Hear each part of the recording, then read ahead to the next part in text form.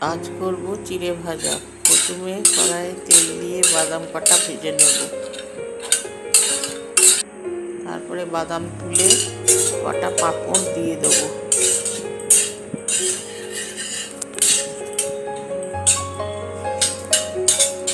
পাঁপড়গুলো ভেজে তুলে নিয়ে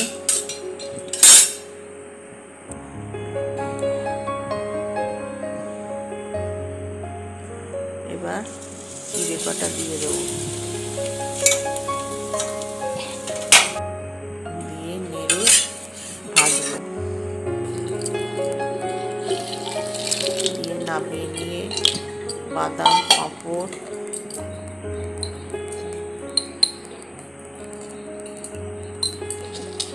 নুন,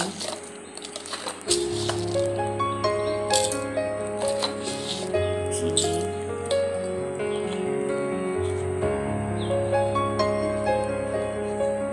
গোলমরিচের গুঁড়ো